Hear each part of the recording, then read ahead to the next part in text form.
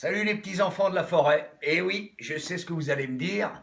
On a encore un problème. Et en effet, on a encore un problème. Alors, rien de très grave, hein, mais si on laisse aller, on risque de le payer plus tard, hein.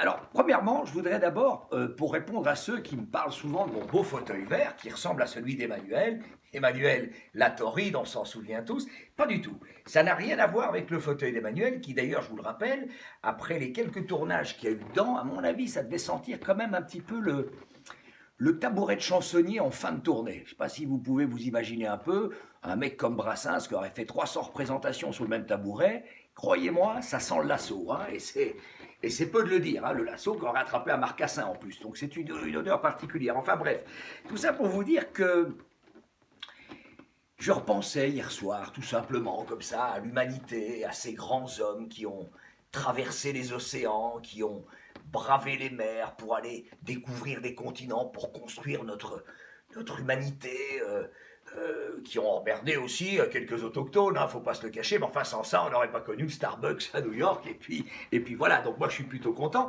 mais je trouve ça quand même extraordinaire, c'est Clovis, c'est Christophe Colomb, les Vikings, euh, euh, Pépin le Bref même, hein, pour pas parler de Godefroy de Bouillon, tous ces grands hommes qui ont fait... Bref, j'ai trouvé ça magnifique. Quelle merveilleuse aventure ces mecs ont vécu. Et là, l'autre jour, je suis dans un parc à Bruxelles. Et qu'est-ce que je vois dans le parc? Un pédalo. Bon, alors, c'est très sympa un pédalo, hein, ça, c'est gentil.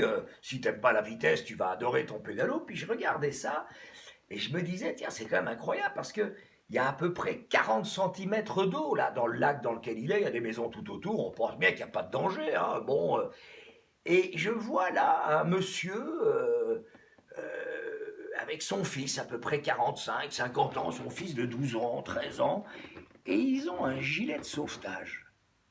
Alors, je regarde ça et je me dis, mais je, je pense que le pédalo va moins vite que mon pas marché. Donc on peut parler d'à peu près 0,2, 0,3 km à l'heure. On s'entend qu'on risque pas de se décoiffer, mais ils ont un gilet de sauvetage. Et forcément, je les regarde. Et, et du coup, je repense à ces grands hommes, à ces découvreurs du monde nouveau, à tous ces gens qui ont fait des trucs hallucinants dans des conditions épouvantables, encore une fois. Ces mecs-là, ils n'avaient pas de gilet de sauvetage. Alors je me dis, mais est-ce qu'on devient complètement abruti? Qu'est-ce que ce mec fout avec un putain de gilet de sauvetage sur un pédalo dans 30 centimètres d'eau? Est-ce qu'il craint, je sais pas moi, une arrivée de saumon, un tsunami, une petite vague? Enfin, il n'y a même pas de quoi se faire un décollage de la rétine. C'est complètement grotesque. Et là, je m'interroge. Et je m'interroge, évidemment. Qu'est-ce qu'on devient? Est-ce qu'on est devenu complètement abrutis, nous les hommes? Mais qu'on fait des trucs invraisemblables. Et je parle même pas de ceux qui ont grimpé l'Everest sur leur slip avec un petit bâton. Et puis t'as des mecs comme ça qui font du pédalo. Je sais pas quoi penser. Ça m'inquiète évidemment. Et donc voilà, je pense que d'abord je suis seul à le penser, hein, ce qui m'inquiète un tout petit peu. Mais il faut faire quelque chose, on ne peut pas laisser aller les choses comme ça. Mais qui fait du pédalo? Pourquoi pas prendre ton bain alors avec ton gilet de sauvetage? Parce que tu as plus de danger dans ton bain que sur un pédalo, ou tu as ton téléphone, ou de toute façon, t'as qu'à marcher, tu auras de la flotte jusqu'aux genoux.